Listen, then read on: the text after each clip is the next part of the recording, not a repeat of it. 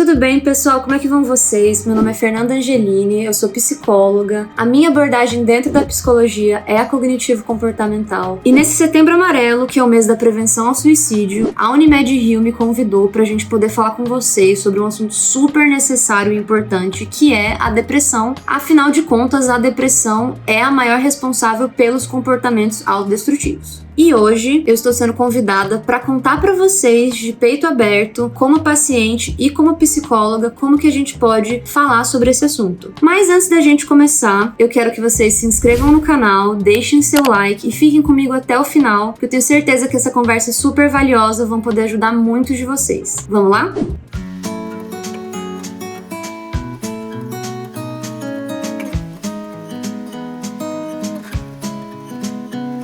O assunto saúde mental, ele foi ganhando foco e importância nos últimos anos, especialmente em 2020, que não foi à toa, quando a gente começou a falar sobre pandemia, um assunto nunca antes explorado pela nossa mente. Muitos de nós não sabemos lidar com essas questões. E esse é um assunto, claro, de saúde pública, que não foge às nossas estruturas de privilégio, colocando em maior risco pessoas em vulnerabilidade econômica e social. E não existe maneira melhor para lidar com esse assunto do que poder falar abertamente sobre ele. Isso não é balela, a gente tem estudos sobre isso. Um estudo feito por psicólogos em 1988 demonstra que faz muita diferença você poder falar sobre os seus sentimentos, porque eles perceberam durante o estudo que se você guarda os sentimentos para você, isso gera estresse. E esse estresse acaba sendo prejudicial para a sua saúde, não só mental, como física e de diversas outras formas. A gente tem estudos que comprovam que é super benéfico você falar sobre os seus sentimentos, sobre os seus traumas, sobre o que você vivencia e sobre as suas dores. Então, o que isso significa? Significa se a gente sabe que a fala é um fator super benéfico para nossa saúde mental, também significa que quem recebe essa fala também tem um papel muito importante. Então, a gente precisa exercer a nossa empatia e aprender a ouvir essas pessoas. Ainda existe muito estigma em cima das doenças da mente, especialmente quando a gente está falando sobre comportamentos depressivos. Mas a gente precisa muito falar sobre isso porque a depressão é a realidade de mais de 12 milhões de brasileiros hoje em dia. Quando a gente está falando especialmente sobre essa cultura de produtividade, onde todo mundo tem que dar conta de tudo o tempo todo, existe uma pressão das pessoas de ir atrás do que pode estar atrapalhando, porque afinal de contas, o comportamento depressivo ele vai contra tudo isso. Uma pessoa com depressão ou com comportamentos depressivos, ela não consegue ser tão produtiva. Existe uma pressão, muitas vezes, da família da pessoa buscar o atendimento e buscar o tanto psicológico quanto psiquiátrico, mas motivado por não, tá ruim porque você não tá sendo tão produtivo quanto você poderia ser. Por um lado, a pessoa tá buscando ajuda, que é uma coisa ótima, mas a causa não tá sendo atacada, na verdade a causa tá sendo reforçada, que é a alta produtividade. Para você manter a alta produtividade, você precisa estar em dia com a sua saúde mental. Não que isso, vamos dizer assim, seja naturalmente mentira, realmente para você ser produtivo você precisa estar com a sua saúde mental em dia, mas não do jeito que as pessoas pensam, que é nesse local de alta produtividade, de dar conta de tudo o tempo todo. Uma pessoa com depressão, ela acaba precisando de apoio das pessoas ao redor dela, mas isso vem junto também com uma culpa de ela estar se sentindo descontente com a vida, que é aquele clássico de eu tenho tudo, eu não devia estar reclamando. E ainda tem outro agravante, que é as pessoas têm a tendência a não levarem a sério, achar que é uma tristeza momentânea, que ela devia logo mudar de atitude. Outro clássico que demonstra isso é as pessoas falarem: já tentou ser mais positivo? Você já tentou sair de casa? Como se fosse simples lidar com esses sentimentos e com sintomas de depressão. A depressão, ela é uma doença psiquiátrica que deve ser tratada com a mesma seriedade que qualquer outro tipo de doença. Um adendo que eu quero fazer é que tristeza é diferente de depressão. Tristeza é um sentimento inerente do ser humano, todos nós ou já sentimos ou vamos sentir, só que quando a gente tá falando sobre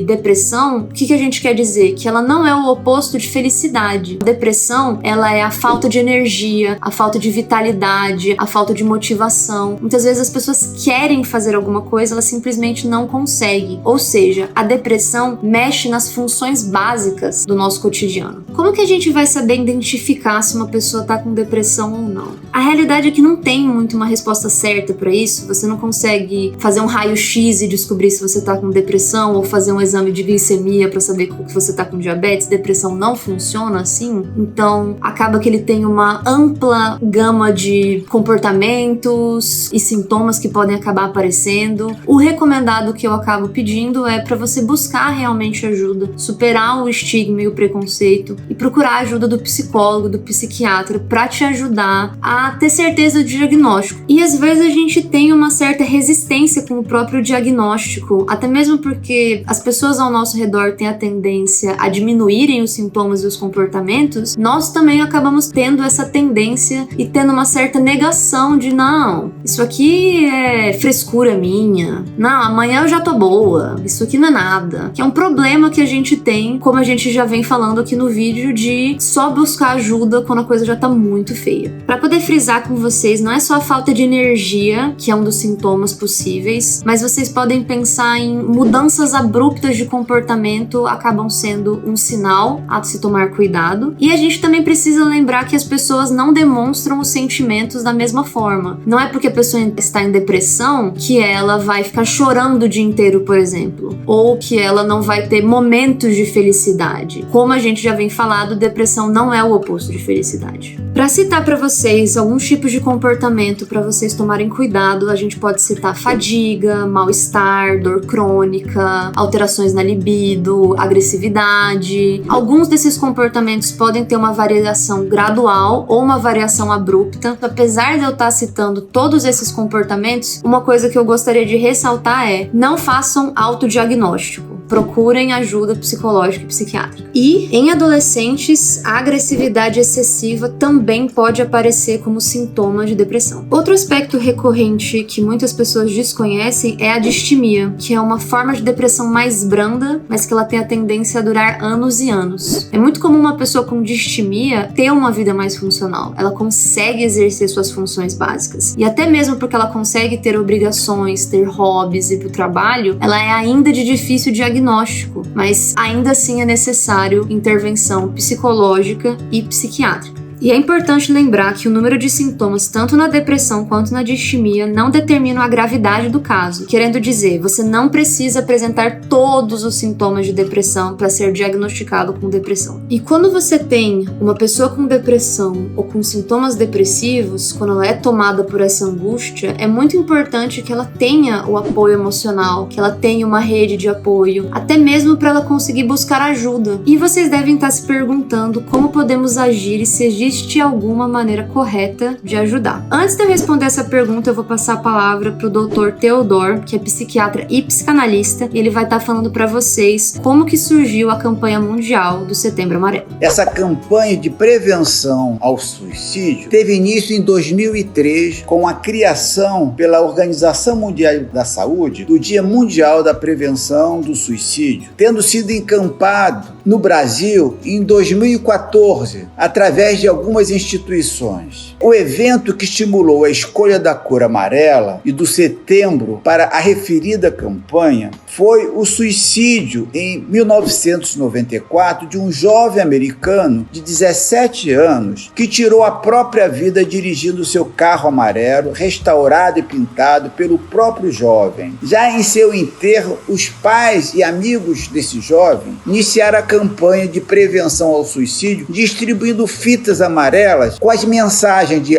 Ask for Help, peça por ajuda, se referindo àquilo que esperaria que os potenciais suicidas fizessem. Pelo caráter inesperado do ato, do rapaz que era muito popular entre os pares por sua capacidade de comunicação e admirada competência com automóveis. A depressão é o maior desafio da próxima década para a saúde. Se nós estávamos falando sobre o Setembro Amarelo, enquanto um movimento liderado pela Organização Mundial de Saúde, eu vou começar a falar sobre a depressão a partir das advertências da Organização Mundial de Saúde, para a qual as depressões são problemas de saúde pública, considerando que 20% das mulheres e 10% dos homens podem apresentar depressão ao longo de suas vidas. Também, segundo a OMS, em 2030, a depressão deverá ser o problema de saúde mais frequente no mundo, afetando mais pessoas do do que qualquer outro, inclusive as doenças cardiovasculares e as neoplasias. Portanto, a depressão é um grande desafio atual para o futuro da humanidade e está inserida, evidentemente, nessa perspectiva da prevenção ao suicídio, já que é a condição mais comum daqueles que praticam suicídio. Obrigada, doutor, por estar compartilhando com a gente essas informações tão necessárias. E como o doutor Theodor disse, a depressão é um desafio que estamos enfrentando hoje e estaremos enfrentando em um futuro próximo. E voltando à pergunta, como podemos ajudar uma pessoa com depressão? Como que a gente pode falar sobre esse assunto com a delicadeza que esse assunto merece? Então, é muito importante que a gente tente exercer a escutativa e não sejamos aquela pessoa que diz: você já tentou ser mais positivo? Será que isso não é falta de Deus? Será que você não tá sendo um pouco dramática? Será que isso não é frescura? Você tá só tentando chamar atenção? Nada disso vai fazer bem pra pessoa e nada disso sequer é sensível ou educado o suficiente pra você estar falando mesmo com uma pessoa que não tem depressão. Ou seja, ajudar uma pessoa muitas vezes pode ser até mais simples do que parece. Se a gente puder exercer a escutativa, se a gente puder exercer um local de ouvir a pessoa sem julgamentos, sem tentar achar uma solução para ela. Muitas pessoas querem só desabafar e se sentirem validadas e acolhidas, e não com soluções mirabolantes e maneiras que você pode sugerir de melhorar a vida dela. Caso você fique na dúvida se a pessoa quer ou não a sua sugestão, você sempre pode perguntar antes de já ir falando. E é importante a gente lembrar que cada pessoa vai dar um significado diferente para a vida dela. Então, às vezes, uma coisa que é super pequena e insignificante para você é crucial para a vida da pessoa. E pra gente conseguir acolher uma pessoa que tá passando por um episódio depressivo, é muito importante que a gente respeite os sentimentos delas. Não existem sentimentos bons ou ruins. Angústia, tristeza, raiva, alegria são só sentimentos e eles precisam ser validados e respeitados. Existe uma mania feia que a gente tem, que é pregar uma positividade tóxica, que acaba causando uma pressão na pessoa para ela estar feliz o tempo todo, o que consequentemente leva ela a suprimir todos esses sentimentos e acabar tendo um desgaste emocional e às vezes até físico, tentando negar e suprimir essas emoções que ela tem, o que não aconteceria se a gente pudesse apenas validar essas emoções sem julgamentos. Nesse contexto é muito importante que a gente tome cuidado com as redes sociais e que a gente use as redes sociais de uma maneira mais consciente. Nas redes sociais as pessoas acabam postando o 0,1% da vida maravilhosa que elas têm. Só que isso é apenas um recorte. Ninguém tem a vida tão maravilhosa quanto nas redes sociais. Muitas vezes as pessoas, elas, até mesmo pelo estigma, vão evitar postar que elas têm problemas, que elas passam perrengue, que elas estão tristes. Então essa falsa percepção que tá todo mundo feliz, é todo mundo bem sucedido, acaba causando uma pressão na gente de ser feliz e bem sucedido o tempo todo. E isso se agrava nos mais jovens que ainda estão na formação da sua personalidade, o que acaba consequentemente trazendo mais insegurança. Então, assim, não estou dizendo para você parar de usar as redes sociais, mas é importante que a gente use as redes sociais com mais consciência e mais cuidado. E a gente precisa levar em consideração questões de gênero, raça, orientação sexual, porque acaba que como esses grupos são muito estigmatizados, sofrem muito preconceito, especialmente na adolescência é muito comum pessoas dentro desses grupos acabarem sofrendo muito bullying. E o bullying deixa marcas que podem acabar acompanhando a pessoa até a vida adulta. E é por isso que a conscientização e a empatia pelo outro é o caminho mais seguro para a gente criar espaços acolhedores quando o assunto é depressão. Qual é a conclusão que eu quero trazer para esse vídeo? Que você, como indivíduo, a melhor maneira que você pode fazer para ajudar é escutando a pessoa com empatia e acolhimento. Mas lembrando que você não pode tentar ser o herói da vida do outro. Ou seja, você não vai salvar a pessoa. Por isso que é importante que você aconselhe ela e ajude ela a buscar ajuda psicológica e psiquiátrica. Querendo dizer, o apoio emocional não substitui o acompanhamento de um profissional que vai saber todas as nuances e todas as complexidades de um quadro depressivo e vai ser a melhor pessoa para lidar com pensamentos e comportamentos suicidas. Então, não deixe de procurar ajuda. Você sempre pode também estar ligando para o CVV, que é o 188, que são pessoas também qualificadas para te ajudar em todos esses casos. Então, lembrando, se você se encontra em uma situação limite, tente não entrar em pânico, escute atentamente e busque um profissional o quanto antes. Nesse Setembro Amarelo, a gente quer exercer a empatia em todos os contextos, especialmente quando a gente também está falando no contexto da internet, que apesar de você não estar vendo a pessoa, estar interagindo com o avatar, existe alguém do outro lado da tela, lidando com tudo o que está sendo dito. É importante que a gente tenha respeito e empatia até mesmo nesses espaços. E vamos sempre lembrar que a máscara de oxigênio vai sempre primeiro em você. Para você conseguir ajudar uma pessoa, você tem que estar bem consigo mesmo antes. Esse programa é uma iniciativa da Unimed Rio, através do Cores da Saúde, que é um projeto super importante e necessário, que trabalha com as principais campanhas de prevenção e conscientização para que a gente possa ter uma vida melhor, tanto fisicamente quanto mentalmente. Entre no site Cores da Saúde, que vai estar na descrição do vídeo, e continue acompanhando por lá para você ver tanto os conteúdos que já foram produzidos até agora, quanto os conteúdos que vão ser produzidos daqui para frente. Não esquece de deixar seu like, compartilhar o vídeo, se cuidem, um beijo e até a próxima!